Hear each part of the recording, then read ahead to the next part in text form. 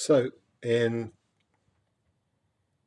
this talk, we're going to look at American history from the American Civil War up until World War II.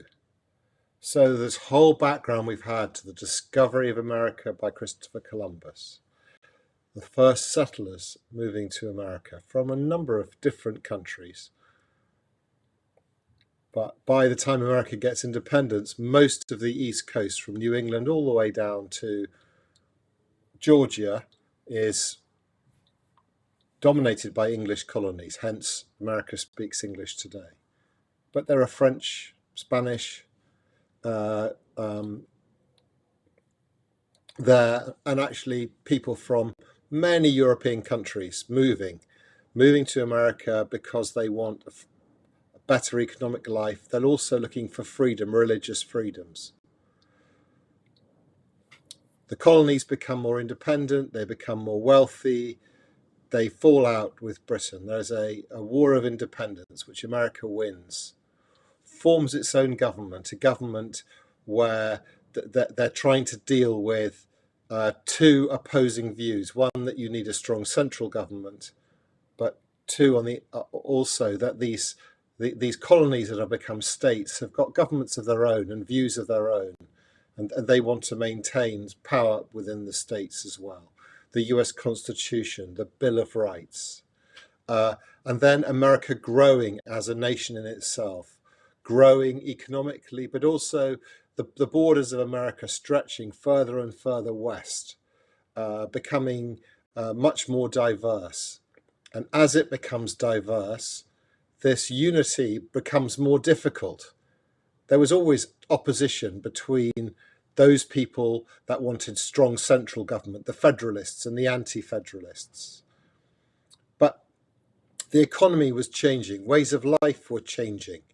If you were in the northeast of America, you were living in an economy that was becoming much more of an industrial economy. The Industrial Revolution brought factories and steam engines. The economy of the Northeast was doing well because it was manufacturing things that once upon a time America had to import from Europe. Whereas in the South, their economy was an agricultural export-driven economy. Goods like cotton and tobacco, farms with more and more slaves working on those farms or plantations. And these societies started to rub against each other and to disagree with each other. And it's these disagreements which led to the Civil War. The Civil War started, as we heard at the end of the last talk. It was slavery above everything else which caused the beginning of the Civil War. The North was very against slavery, wanted to abolish slavery. Slavery had been abolished in the UK and in the already, and there was a lot of move to ban it in America. But in the South, in those plantations where they had millions of slaves working, that they couldn't stomach the idea of not having slavery anymore. And so, as you may remember at the end of the last talk, the southern states secede. They break away from the Union and form their own country. And this is what causes the outbreak of civil war. April 1861, that you get the first battle of the Civil War, where the Confederates attack Fort Sumter. In the same way as in the War of Independence, GED is not going to ask you to name all the different battles and who won what battle, who was the general of this battle. They want you to know that there was a civil war, the reasons behind the Civil War, that the North was wealthier. More weapons were manufactured in the North in a way that they just weren't in the South. They had more people, they had more money, they had more resources, They had more railroads. The people of the South fought bravely. A lot of the battles were in the South, so they had local knowledge. But in the end, the North won. In 1862, the year after the war started, President Lincoln, who was, as you remember from the last talk, violently anti-slavery, issued something called the Emancipation Proclamation. And what he said was that all those slaves in the Confederate States were, as far as he was concerned, free men. So if they could move up into Union territories, they immediately became free. So many slaves escaped from the South, moved north to the Union, joined the army and fought against the South. It was a very bloody war that lasted 4 years. More than 600,000 men died. And finally, 4 years later, the Confederate army surrendered. And here you have the Confederate General Robert Lee surrendering to the Union General Ulysses Grant.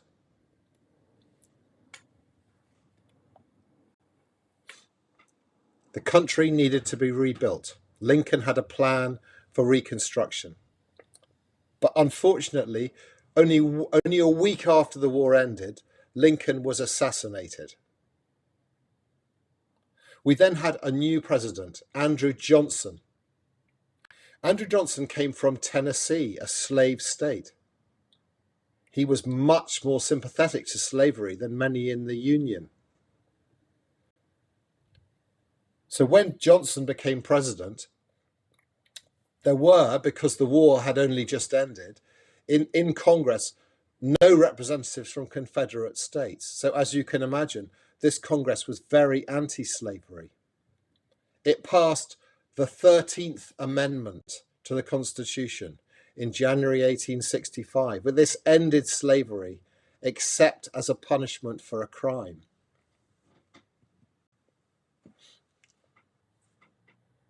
With the war ended, President Johnson invites the states of the South to rejoin the US. And these states have new elections. Not all the southern states agreed to rejoin Congress immediately. Indeed, it wasn't until 1870 until they had all rejoined. When the elections came, the slave states sent the old leaders of the Confederacy to represent them. They had to accept the 13th Amendment, but they didn't like it. So as you can see, there was a huge tension between President Johnson, sympathetic to slavery, Congress, violently against slavery, and the southern states, violently in favor of slavery. Here's a photograph, slaves in the southern US around 1875. While Johnson, who, as you remember, had some sympathy with slavery, was president, slaves had quite restricted lives. In the southern states, and remember, states have a high degree of control over laws, those southern states passed laws called the Black Codes. And under these laws, African Americans, so former slaves largely, they weren't allowed to own property. They weren't allowed to have weapons or to testify in court. There were certain places they weren't allowed to go. These African American people could be arrested for vagrancy, which is simply hanging around or being homeless. Once arrested, the 14th Amendment was passed, and they could be forced to work as a punishment.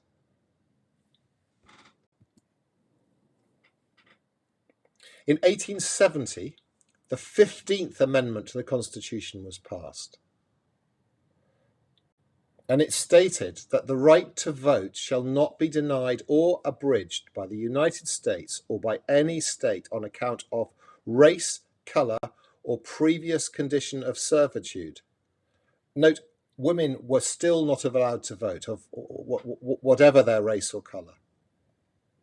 And in the southern states, local governments still found many ways to deny African Americans this right to vote. The economy. The economy was continuing to advance. It began in the last talk with the Industrial Revolution, and there are many more machines to make factories more efficient, to make transportation more efficient. The railroad system was completed, connecting America from east to west. Lots of canals and roads were built.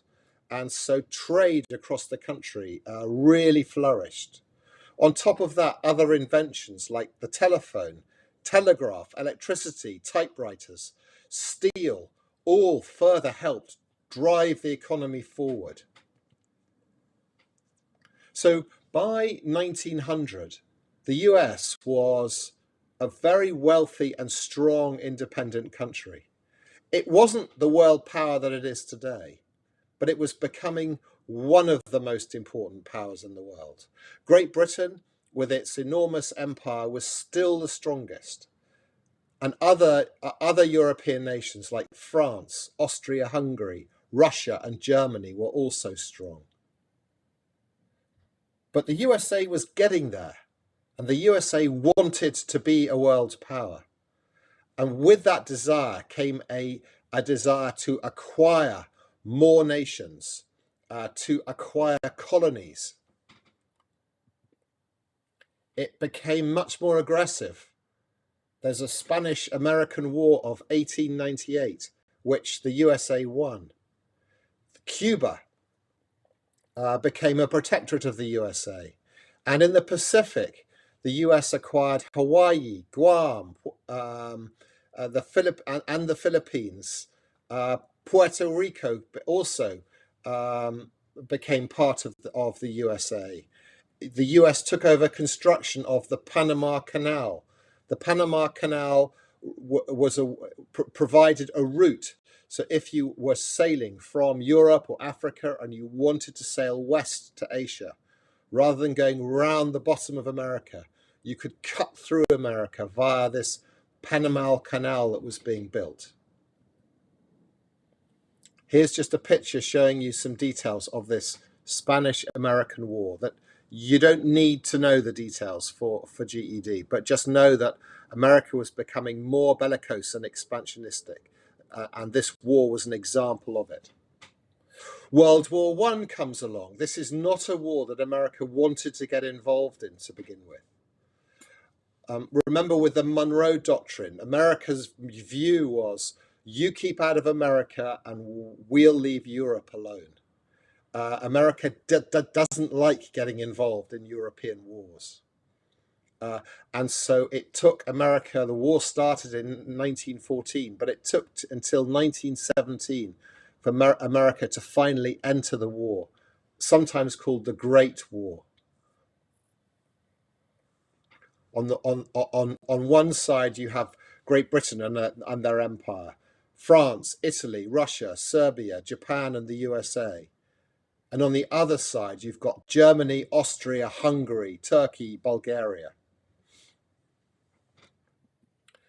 It was a very bloody war, and fought in these trenches where men stayed for months at a time, and sometimes an advance of 100 yards was a big deal in a battle.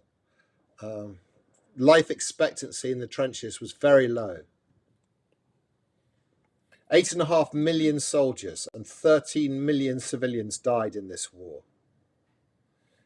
Towards the end of World War I, there was a huge revolution in Russia, where the communists took over.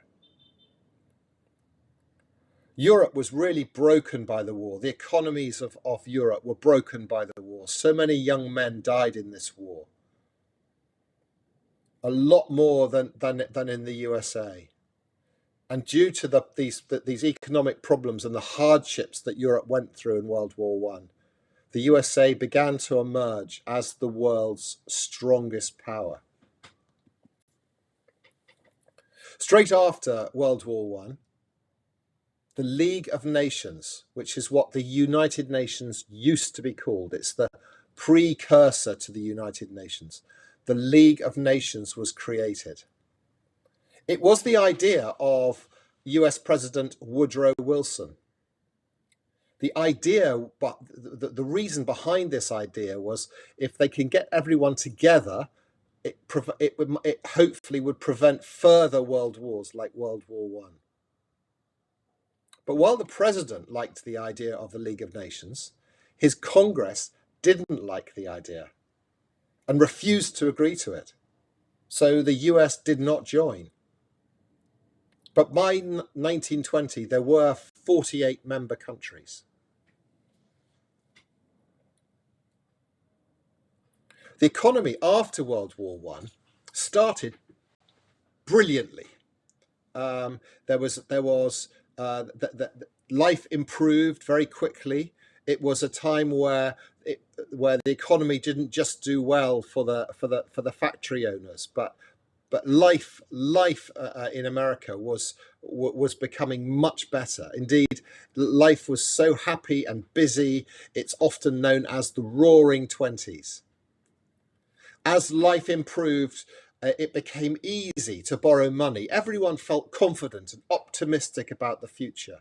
The economy boomed. People began to be brave about borrowing money and doing things. The stock market, which was seen as a way that a lot of people could get very rich. They could go onto the stock market and they could use money to buy shares in companies and watch the value of these shares going up and up every day. People made a lot of money, got rich. This greed became all enveloping, and as always happens when it ends in tears. It collapsed. The stock market was a bubble, and when it burst, a lot of people lost a lot of money. People had borrowed money that they really couldn't afford to borrow, and then they couldn't pay it back. This created not just a recession, but a deep depression in the economy of America. It seemed almost amazing that America could go from a situation where everything was fantastic to a situation where everything was a disaster. As the economy and the stock market fell, really everyone was hurt. The people who borrowed money couldn't pay it back. The banks who had lent the money collapsed because all of this money they'd lent was lost. Businesses closed. People lost their jobs. People who were renting their house, they couldn't pay their rent anymore, so they were evicted. At the same time, there was a terrible drought in the Great Plains where the crops that fed America failed. Many farmers moved to California in search of work. The Great Depression, you can see on the left, people queuing up for food. And you can see on the right, refugees, probably these are farmers, walking hundreds of miles from their farmland to try and find a town with a better life, with a job. This depression didn't just last for a year or two. It went on and on. There seemed no way out of it. In 1932, there was an election for a new president. The Herbert Hoover versus Franklin Roosevelt. Roosevelt won this election, and the election in 1932, as you can imagine, because it's right in the middle of this depression, was all about how to rescue America from this terrible situation. And Roosevelt had a plan. He had a plan called the New Deal. And this New Deal was a plan where the government would create jobs and would make America's banks strong again. Roosevelt won this election, and his Congress supported him because Roosevelt was Democrat and the Congress had a Democratic majority. And so the New Deal could be passed and be successful. And as a result of this, Roosevelt was re-elected again in 1936. 3 years later, World War II happens. Remember the USA and wars in Europe. They don't like wars in Europe. They don't like to get involved if they can avoid it. So when World War II started, the USA did not join the war against Adolf Hitler. They became what's called isolationist, wanted to be by themselves. It was only after Pearl Harbor, where the Japanese attacked the USA in December 1941, that America finally entered the war.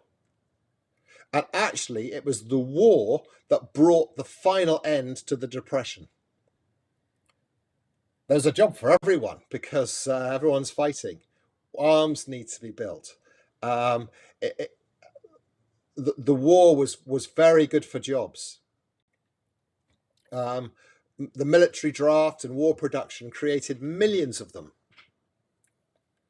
These were the main combatants in World War II. Again, it was principally Britain and France against Germany. But you had Great Britain and the Empire, France, Canada, Russia, China, and the USA on one side, and Germany, Italy, and Japan on the other side.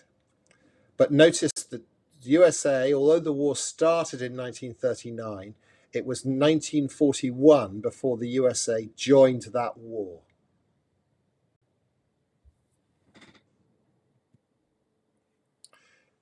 More than 70 million people died in World War II. And you can see on the left, the Jews. More than 6 million Jews were exterminated in the Holocaust in World War II. Men, women, children. If you were Jewish, you were taken to concentration camps, and unless you were very lucky, you died in those concentration camps. The war ended with 2 nuclear bombs being dropped in Japan. Now, Germany ended the war before August 1945, but the Japanese did not end their fighting.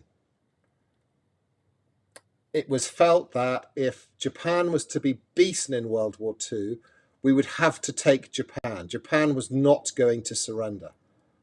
There was a big question as to what we would do. Would we attack Japan, invade Japan, with the millions of lives that will be lost invading Japan?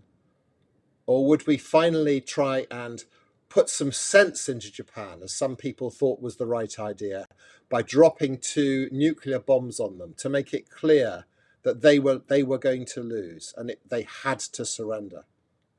So it was decided, and there are many different views about the rights and wrongs of this, that we would drop 2 nuclear bombs. This idea of nuclear bombs had just been invented, that we would drop these 2 nuclear bombs on 2 cities in Japan, Hiroshima and Nagasaki. They were dropped, the cities were annihilated, with causing enormous loss of life. And following that, in August 1945, Japan finally surrenders. Much of Europe and Asia had been destroyed by the war. The USA, like in World War I, was largely unscathed.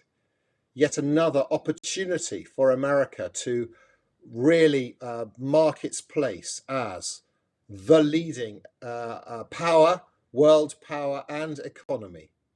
And that's exactly what it did. There's Nagasaki, completely destroyed with just the dropping of 1 bomb. Now let's run through some questions, some GED questions for this period. The first one is, you can see there's a table here. And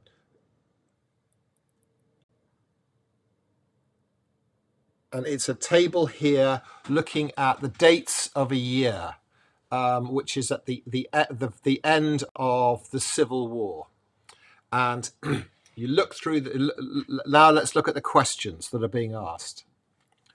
Which statement is true based on the information in the timeline? A. January was the most deadly month of fighting in 1865. B.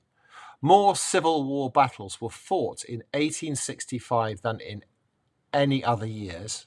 C. President Lincoln was assassinated less than a week after the end of the Civil War.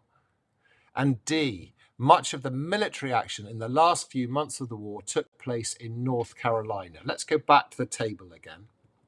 Now, one thing is there's a headline to this table, which is not there, which you need to know about. These dates, January 15th, February 3rd, February 19th, March 3rd, March 25th to April 2nd, April 3rd to 4th, April 9th and April 14th. These are all in the year 1865. So let's look at these. We can see, going back to the questions again, January was the most deadly month of fighting in 1965. Is that statement true based on the information in the timeline? Well, we know that's not true because in March, it looks like 17,000 were killed in the Battle of Petersburg. But in January the 15th, it says 1,841 killed in battles for Fort Fisher.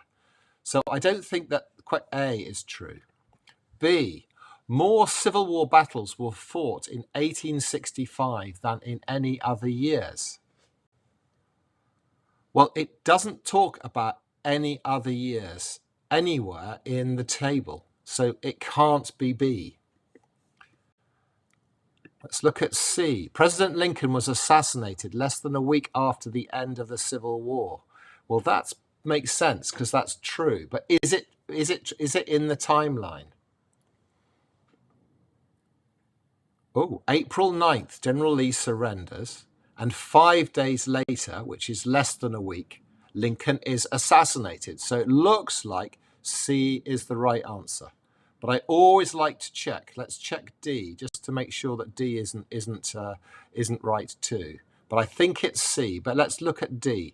Much of the military action in the last few months of the war took place in North Carolina. Well, there's a battle in January the 15th. NC stands for North Carolina.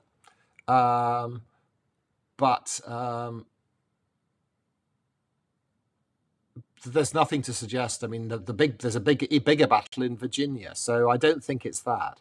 So I think, as I suspected, that the right answer to question 1 is C. Let's go on to questions 2 and 3. Here you've got a cartoon. It's not very clear. So there's a rather fat man sitting in a chair, and he's got his foot up on some bags, which are money bags. He is holding a whip in his right hand, and underneath the whip, lying on the floor, which is probably not very clear to you, but right underneath his right hand, there is a skull. And on the skull is drawn the word labor, Labor. And the questions are going to be about this cartoon and interpreting this cartoon and what it's telling you. The man who's sitting back in this chair with the whip and the skull and his foot up on the money bag is saying, "I am confident the working men are with us." Now let's look at the questions. The cartoon shows a man with his foot resting on money bags. This image most likely represents a striking miner, a wealthy industrialist, B, a foreign diplomat, C, or D, President Ulysses Grant. Well, having a look at it, and what the man is saying too. I'm confident the working men are with us, and the fact that he's got his money, his feet on the money bags, and that Labour is a skull and he's holding a whip, strikes me as someone. As he doesn't look like a foreign diplomat. So I don't think that it is a C. He doesn't look like a striking miner. He looks like a wealthy man with lots of money. So I don't think it's A. So it's either B, a wealthy industrialist, or it's President Ulysses Grant. And I don't think it's President Ulysses Grant. He doesn't look like a politician to me that's voted in. It looks very much like an industrialist. Do you see that? A wealthy industrialist. He's making lots of money. He has a low opinion of Labour. He likes to whip it into shape. Now, question number 3. The man in the cartoon holds a whip draped across a skull marked Labour. This mostly means that the man in the chair, A, supports the Progressive Party. Unlikely, because the Progressive Party would not approve of wealthy industrialists being cruel to their workers. B, wants to restrict immigration. I can't see that would be a reason. Indeed, more immigration means more cheap labour, so he's not going to be against that. C, does not support labour unions. Well, that's very likely, because labour unions mean that the labour is able to go on strike, is able to ask for better pay, is able to ask for better working conditions. So C looks very likely. But let's look at D before we say it's C. D, favours attacking foreign countries. Well, I don't think this cartoon's got anything to do with attacking foreign countries. It's to do with greed, really. So I think the answer is C. So question 2, the answer is B, and question 3, the answer is C. Let's move on to the next question. This one is interpreting a graph. So you've got a graph here of US unemployment over a period of 1910 to 1960. And you've got to ask a question about this graph. This is a typical GED question in that you don't actually need to know lots of facts. You just need to interpret a graph. On the left-hand side of the graph, you've got the unemployment rate going 0 up to 25%, and then then you've got a timeline between 1910 and 1960. And the question says, according to the graph, US unemployment reached a peak of 21% in which year? A, 1924, B, 1934, C, 1941, and D, 1949. So you can see, if you go across to 21, you can see where it peaks there, right in the middle of that pink column. And if you follow down your eye down from there, it looks like it's around 1934 that it reaches the peak. So I think the answer to question number 4 is B, interpreting a graph. Question 5 and 6, you've got another cartoon here. There you've got a man reclining, smoking a cigarette with his hat on. And that man, as they're saying, telling you in question 5, it represents the USA. And the question that they're going to ask you, there's a bridge there, and on one side of the bridge you've got England and Italy, and on the other side of the bridge you've got Belgium and France, and you can see a League of Nations sign on the Belgian-France side. And question 5, in the cartoon, the reclining figure representing the US can be best described as, He's lying there. What does he look like? Does he look like somebody that is A, indifferent, kind of not bothered about anything? That looks quite likely. Having his cigarette, not appearing to not have a care in the world. B, eager. He doesn't look terribly eager. He's even lying down. Angry. I don't think he looks angry. He seems quite relaxed looking. Doesn't seem very ashamed. He's enjoying his cigarette or cigar. So I think the answer to question number 5 is indifferent. And it's suggesting that really, America doesn't really care for this League of Nations idea, and it's just going to stay out of it. When the League of Nations was created, America was not interested in joining the League of Nations. They said that the president thought it was a good idea, but Congress was not interested. So I think the answer to question number 5 is A, indifferent. Question number 6. The artist of this cartoon is suggesting that the League of Nations was the precursor to the United Nations, if you remember. A, has too many members and doesn't need the US. Well, I can't see anything that suggests that. B, will be headquartered in England and Italy, not Belgium and France. Well, that looks wrong. It looks like the sign's on the wrong side. And I think the focus is much more on the man lying down. He's much more in the picture than everything else. C, will not be successful without the US as a member. It looks like a pretty rickety bridge, doesn't it? It looks like so I think C looks quite likely. And D, needs to build a bridge from France to England. Possible. But I think C is the strongest answer. So question number 5, A. Question number 6, C. Question number 7, and you might want to, we'll read through this. This is a piece about the atomic bombs that were dropped on Japan, on the two cities of Hiroshima and Nagasaki. We'll look at the question. So the question is, which of the following statements supports the author's conclusion that the US bombings at Hiroshima and Nagasaki were necessary and saved lives? 1, in 1945, the US dropped the first 2 atomic bombs at Hiroshima and Nagasaki, ending World War II.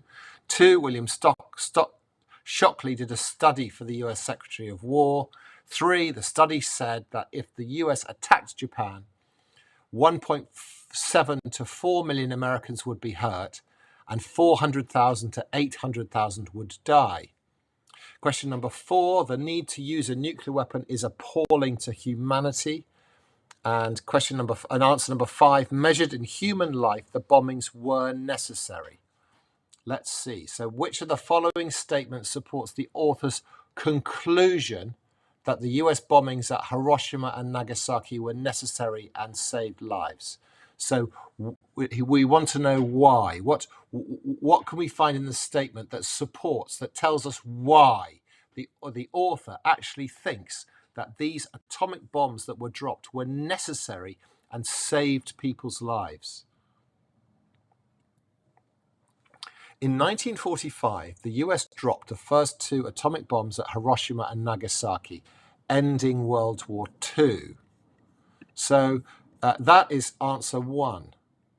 It's just a fact. It's not justifying it. It's just telling you it happened. So I don't think it's 1. This was a needed step to save lives. Okay. He's saying this was a needed step to save lives. William Shockley did a study for the US Secretary of War. Again, this is number 2. He did a study but it doesn't support the conclusion. It's just a fact that he did a study. This study said that if the US attacked Japan, 1.7 to 4 million Americans would be hurt and 400,000 to 800 would die. This is 3. This is what the study told us.